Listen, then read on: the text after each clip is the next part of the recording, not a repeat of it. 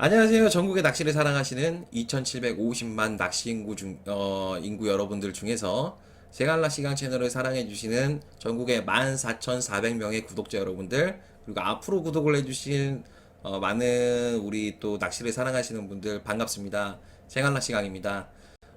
이번 편은 제가 지난번에 이제 운영 방법에 대해서 제가 이제 영상을 올렸는데요. 여러분들께서 너무너무 많은 질문을 해주신 것 중에 하나가, 자, 그러면은 운영을 하는 데 있어서 얘를 직결을 써야 되냐, 가지를 써야 되냐를 많이 물어보셨어요. 그러니까 직결채비를 쓰는 게 맞는가요? 가지채비를 쓰는 게 맞는가요? 직결채비가 잘 나오나요? 가지채비가 잘 나오나요? 뭐 여러 가지 이제 질문들을 하셨는데요. 이제 거기에 대해서 조금 설명을 드리려고 합니다. 자, 여러분도 아시다시피 직결채비는 이제 거의 뭐 반 다운샷이라 보면 되겠죠. 애기를 애기가 이제 자, 예를 들어서, 자, 애기가 이렇게 있고, 애기가 이렇게 있어요. 애기가 이렇게 있고, 요 상태에서 뽕돌이 그냥 여기 줄이 다 들어오고 이렇게 뽕돌이가 달려있는 형태로 되어 있는 게 직결채비라고 우리가 얘기를 합니다. 직결채비라고 얘기하기보다는 다운샷 채비라고 하는 게 맞는 것이죠. 네, 다운샷 채비. 그냥 일반적인 다운샷 채비 중에 하나죠. 자, 근데 이제 가지채비 같은 경우는, 자, 이렇게 되어 있으면 가지채비가 여기가 이제 점이라고 치면은 이제 여기서 낚싯줄이 이렇게 내려오게 되고, 뽕돌도 이 점에서 이렇게 내려와서 이런 식으로 운행이 되는 거를 가지채비라고 합니다. 자, 그러면은 직결채비하고 가지채비의 우리가 이제 장단점을 조금 우리가 얘기해 볼 필요가 있는데, 자, 제가 차근차근하게 설명을 드릴게요. 자, 직결채비 같은 경우는 저 같은 경우는 합사 직결을 제가 2년 전에 굉장히 많이 사용을 했었고, 이제 직결파의 선두주자라고 떠들고 다닐 정도로 저는 직결을 많이 사랑했던 사람입니다. 왜냐면은 손감도를 굉장히 중요시 했었기 때문에. 자, 그러면은 직결채비는 뭐가 좋을까요? 아까 말씀드렸던 감도입니다. 감도. 감도가 이제 아무래도 감도가 직결채비 하는 데 있어가지고 좋을 수밖에 없을 것이고, 어, 대신에 이제 직결채비 같은 경우는 아무래도 자연스러운 유형을 좀 표현해 주는 데는 조금 부족함은 있겠죠. 근데 가지채비 같은 경우는 이제 아무래도 직결채비, 우리가 흔히 말하는 직결채비, 다운샷 채비, 이것에 비해서 감도가 조금 떨어질 수도 있어요. 감도가 조금 떨어질 수도 있는데, 대신에 가지채비 같은 경우는 굉장히 부드러운 유형이 가능하죠. 이제 직결채비는 여기서 이제 여기서 여기까지, 그러니까 도래가 걸려 있다고 치면은 조금 더 자유로운 움직임이 가능하겠죠. 도래가 걸려 있으면 한 요 정도에서 요 정도 선까지, 요 정도에서 요 정도 선까지 움직인다고 치더라도, 가지채비 같은 경우는 굉장히 부드러운 유형이 나오겠죠. 우리가 여러분들 아셔야 되는 게, 고급액이라든지 뭐 일본의 야마시타, 일본의 요즈링, 그리고 뭐 일본의 듀엘, 자꾸 일본 제품 얘기만 하게 되는데 DTD도 마찬가지고, 크로아티아에서 나온 DTD 얘기도 마찬가지고, 여러분들이 뒤에 설명서를 이렇게 딱 열어보시면, 뒤에 설명서를 딱 보시면, 지금 나와 있는 게 설명서를 보시면 애기를 장착을 하는 데 있어가지고 거의 대다수의 이런 수평 애기들, 그 다음에 뭐 여러 타입 애기들이 가지채비를 운영하게끔 제조사에서 설명을 해놓은 거를 많이 보실 수가 있으실 거예요. 자, 그럼 제조사에서도 이게, 잠깐 애기라는 거에 대해서 잠깐 설명드리면은, 애기도 이 갑오징어 전용 애기로 나온 애기들이 아닙니다. 사실 우리가 쓰고 있는 애기들 자체가 이제 거의 한치용 애기라고 보시면 되거든요.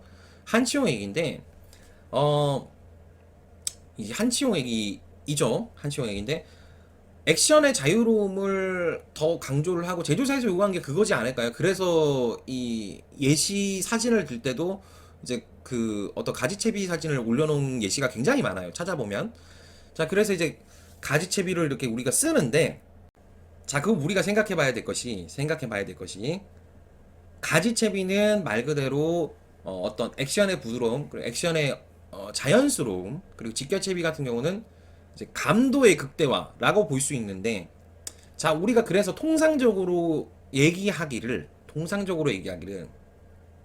자, 1물, 2물, 3물, 그다음에 조금 무시 1물, 2물, 그다음에 뭐 13, 12, 13 이럴 때 물이 약할 때 직결채비를 써라, 다운샷 채비를 써라. 자, 다운샷 채비를 써라, 이런 식으로 많이들 얘기를 하실 거고, 그다음에 좀 물이 빠를 때 3, 4, 5, 6, 7, 8, 9, 10, 11까지. 자, 요때 조고차가 좀 나는 이제 한 조고차 한 500 이상일 때 자, 이제 가지채비를 쓰자라고 많이들 얘기를 하시는데 보통은 그렇게 설명을 하실 거예요. 어, 저는 근데 그거 잘못된 대답이라고 생각합니다. 네, 그거는 정말로 일반화된 그냥 낚시 방법에 대해서 얘기를 하는 거고, 물론 맞는 말도 있는 부분인데, 직결채비를 쓴다고 해서 물 빠른 날에 못 잡을까요? 그건 또 아니고, 가지채비를 쓴다고 해서 물이 느린 날에 못 잡을까요? 그건 또 아니고. 자, 그러면 우리가 생각해 봐야 되는 거는, 직결채비든 가지채비든 간에, 우리가 투입해야 되는 상황이 다르다는 것이죠. 그러니까 조고차가 600이 나요, 700이 나요. 그래도 물이 죽는 때가 있어요. 그리고 얘네가 이제 입질 자체가 되게 좀 빠르게 들어오는, 지난번에 설명드렸던 쭉쭉쭉 들어오는 입질이라든지 쭉 들어오는 입질이라든지 이런 상황이 많은 경우에는 직결채비가 더 빠를 수가 있어요. 근데 반대로 쭉쭉쭉 이렇게 다 가져가는 입질이 아니고 그냥 저번에 말씀드렸던 유영하듯이 따라오는 그런 입질에서는 가지채비가 더 빠를 수가 있어요. 그러니까 그렇죠. 지금 이제 베스웨더님이 좋은 얘기를 해주셨는데 섬치기 같은 경우에는 저는 직결채비가 조금 더 낫다고 봅니다. 왜냐면은 아무래도 섬치기는 이제 그 이 바닥이 되게 거칠고 순간적으로 들어오는 입질에 대응하기에도 바닥을 운용하기에도 저 같은 경우는 직결이 낫다고 보고 이제 바닥에 따라 가지고 좀 운영하는 것도 좀 다른 거죠. 말도 뻘밭이라든지 뭐 이제 우리가 시즌 후반부로 가게 되면은 이제 우리가 거친 여밭만을 이제 좀 이렇게 생각을 하는데 거친 여밭 같은 곳에서는 어 아무래도 저는 조금 직결이 조금 운영하기는 낫지 않나라는 생각을 해요. 근데 반대로 어 이 뭐라 그럴까요?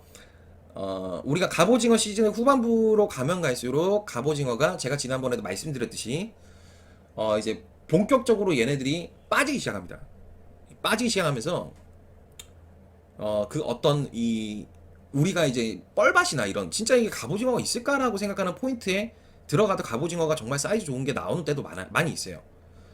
대표적인 포인트가 이제 말도 포인트죠. 군산권의 말도 포인트고, 그다음에 저 발전소 쪽 오천 남당 포인트는 저기 대천으로 내려가는 발전소 쪽 포인트도 뻘밭인데도 되게 잘 나오는 그런 곳이 좀 있어요. 그런 곳이 있고, 자 이제 얘기가 조금 좀 멀리 가는 감이 있는데 일단 그래서 말씀드리면은 물때에 따라 가지고 이거를 뭐 직결채비를 써야 되고 가지채비를 써야 되고 뭐 이걸 나누시기보다는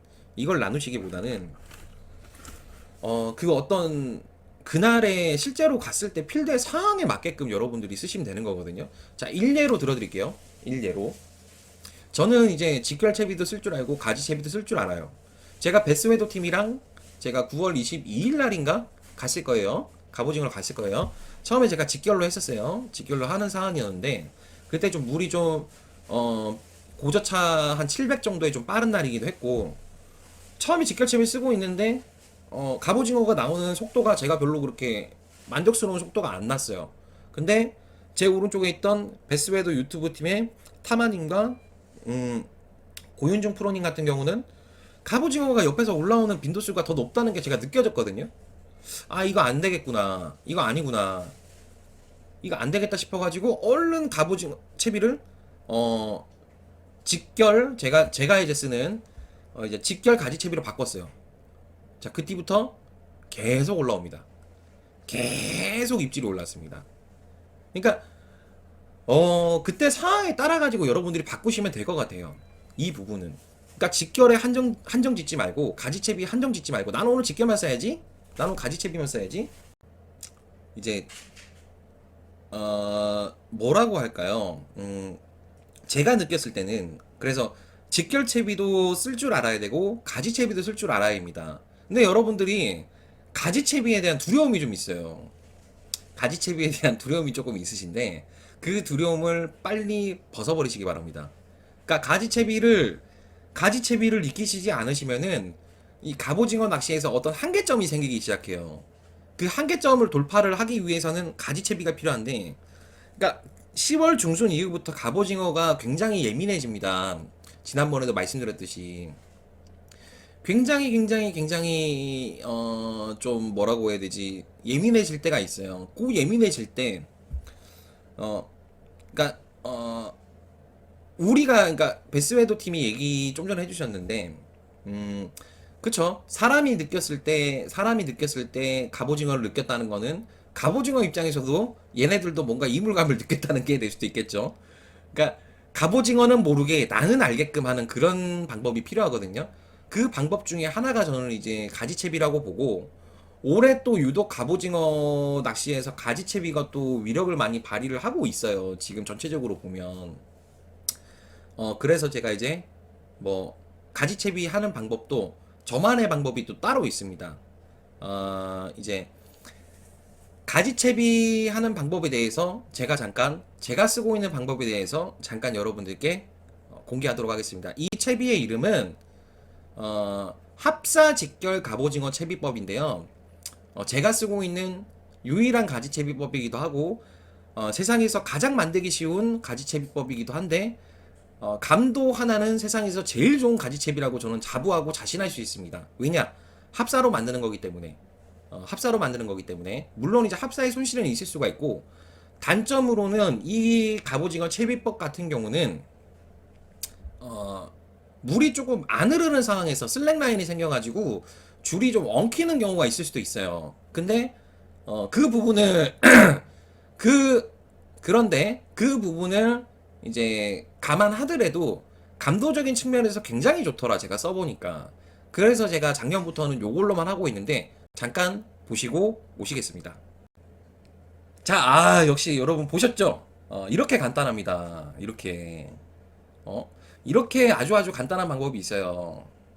이렇게 간단한 방법이 있으니까 요 방법대로 가지채비를 한번 응용을 해보시고요.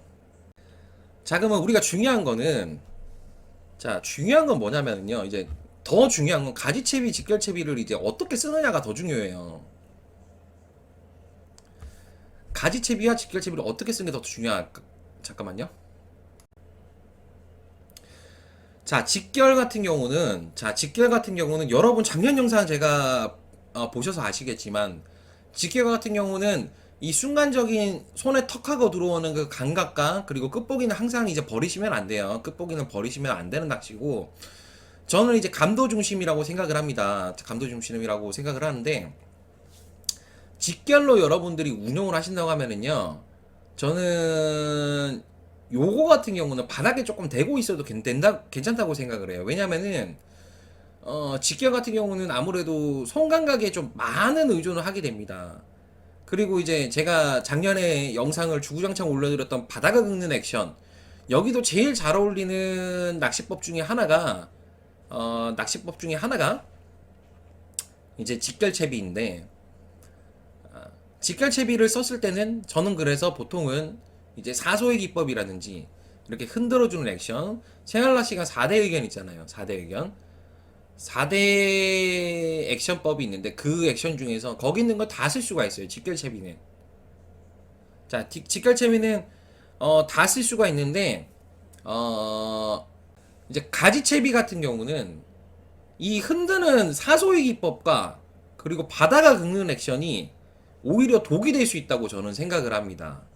왜냐하면 가지채비는 말 그대로 물이 정말 빠를 경우를 제외하고는 슬랙 라인이 생겨버리거든요. 근데 이 슬랙 라인이 생기는데 여기서 흔든다? 이게 그대로 전달이 될까? 나는 이제 전달이 안 될 거라, 잘 전달이 안 될 거라 생각을 해요. 그리고 내가 봉돌로 바닥을 긁더라도, 자, 봉돌로 바닥을 긁는다고 치더라도 그 잔 파동과 그 액션이 거기 직결채비만큼 그게 들어갈까? 나는 안 들어간다고 생각을 해요. 그래서 저는 가지채비 할 때는 저도 이거 뺏긴 거예요. 잘하시는 분들 뺏긴 건데, 고윤중 프로님하고 타마님이 그날 탔을 때 이제 들었다 내렸다 하는 이제 큰 액션들을 조금 많이 줬어요. 리프트 앤 폴링 액션. 근데 나는 그게 제일 효과적이라고 봐요. 가지채비 같은 경우는 이렇게 막 이렇게 빠른 템포로 흔드는 것보다는 조금 이렇게 리프트 앤 폴, 들었다가 내렸다가, 내가 쿵 내리더라도 가지가 있기 때문에 애기가 실제로 내려오는 거는 제일 마지막에 내려올 때 천천히 이렇게 내려옵니다. 그때 이제 많은 입질을 받았고요. 어, 굉장히 들어오는 입질 횟수가 많아질 수도 있는 것 중에 하나가 요 액션이에요. 저는 그래서 요 액션으로 어, 갑오징어 3박 4일 중에서 둘째 날과 셋째 날에 하루에 100번이 넘는 입질을 저는 받았다고 생각을 하거든요. 조금 약간은 큰 액션으로. 어, 일단 제가 사용했을 때는 그렇습니다. 일단 제가 사용했을 땐 그렇고, 그리고 이제 가지채비의 또 하나 장점이라고 한다면, 가지채비 장점이라고 한다면, 물이 조금 빠르고 너울이 칠 때, 아무래도 직결채비 같은 경우는 그래서 조금 바다가 조금 잔잔할 때 직결채비 쓰면 좋은 게, 직결채비는 바닥에 붙여놓고 만약에 그냥 이제 우리가 있는다고 치면은, 이제 우리가 단차라 그러죠. 바닥에서 갑오징어가 공격할 수 있는 거리까지, 자, 요거를 이제 단차 이 공격 범위죠. 여기서 여기까지로 치면은, 근데 너울이 심하면 어떻게 될까요? 그러니까 우리 같이 낚시를 오래 한 사람들은 너울이 심할 때 너울이 올라가면은 팔을 내려주고 너울이 줄어들면은 팔을 다시 들어줍니다. 그렇게 해서 최대한 바닥에 붙이려고 하는 행동을 해요. 근데 이제 중급자 가 아직 안 되신 분들도 그렇고 이제 낚시를 오래 안 해보신 분들은 이제 파도가 넘시넘시 거릴 때 어떤 식으로 극복해야 되는지 모르시는 분들이 많아요. 자, 그러면서 공격 범위를 직결채비는 계속 벗어나겠죠. 그거를 좀 상쇄시켜 줄 수 있는 게 또 가지채비입니다.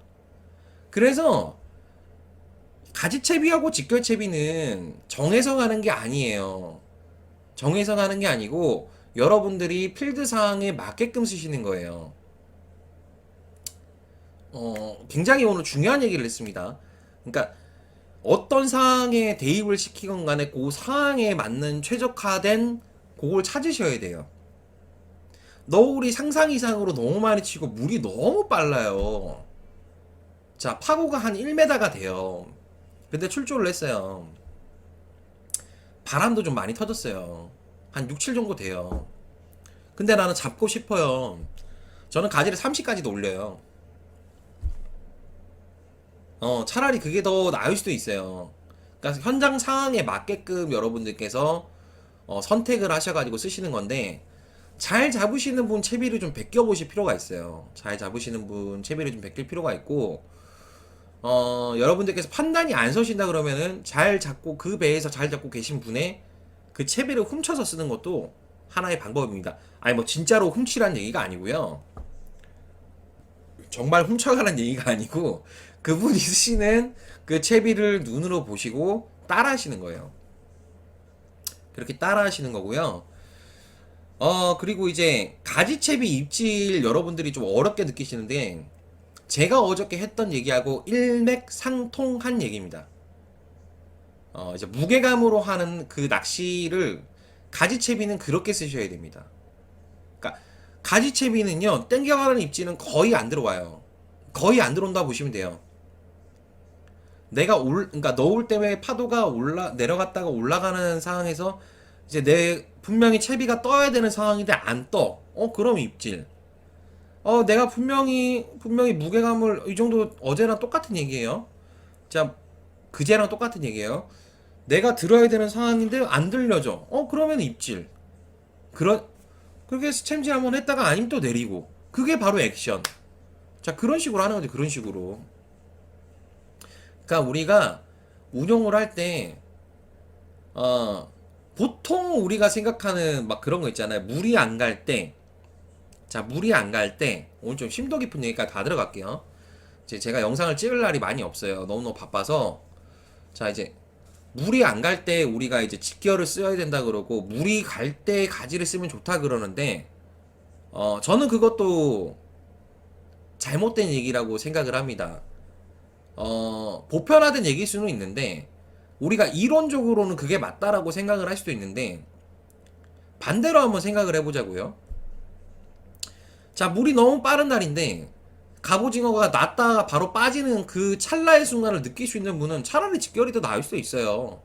가지채비보다. 손 감도가 진짜 좋으신 분들은 차라리 그냥, 잠깐 그 들러붙었다가 위화감을 느껴서 놓치는 갑오징어라 할지라도 직결 쓰시는 게 나을 수 있을 수도 있고, 자 오히려 물이 안 갈 때 리프트 앤 폴 동작을 최대한 자연스럽게 만들어주기 위해서 가지채비를 쓸 수도 있어요. 그러니까 정석만 놓고 보면은 우리가 그렇게 쓰면 안 되는 것 같이 느껴지는데 정석을 벗어나서도 사용이 가능하다는 얘기죠. 그렇기 때문에 뭐 하나에 국한돼 놓고 나는 오늘 하루는 직결로만 갈 거야. 나는 오늘 가지로만 갈 거야라는 거는 굉장히 위험한 생각이라는 거죠. 물론 그것을 연습하기 위해서 그렇게 사용을 한다는 거는 저는 이제 찬성을 해요. 저도 연습을 하기 위해서 요즘 가지채비만 쓰고 있거든요, 여러분. 근데 어 그냥 내가 잡으려는 목적으로 갔는데 나는 이것만 쓸 거야 라고 하시는 거는 그거는 조금 아니지 않나라는 생각을 하고요. 그리고 뭐 직결채비에는 뭐 경질대가 유리하다? 그리고 뭐 가지채비에는 연질대가 유리하다? 그건 또 아니라고 생각을 하는 게, 그건 또 저는 아니라고 생각이 들어요.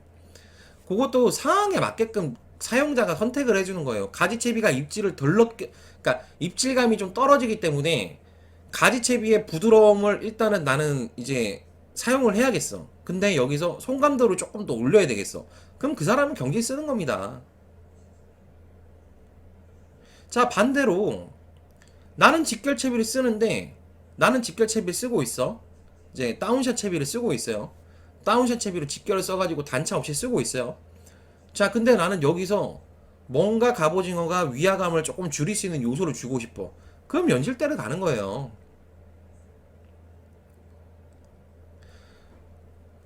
뭐 가지채비를 쓰기 때문에 연질로드를 써야 되고, 뭐 직결채비를 써야 되기 때문에 뭐 이제 경질로드를 써야 된다. 물론 거기에 극대화를 시켜주는 거 요소로 그렇게 쓰는 거는 맞는데, 그렇게 쓰시려는 분들도 계시는 것도 알고 있고, 그게 근데 마치 정답처럼 얘기하시는 거는 저는 동의하기가 조금 어렵기 때문에 이렇게밖에 설명을 못 드리겠습니다.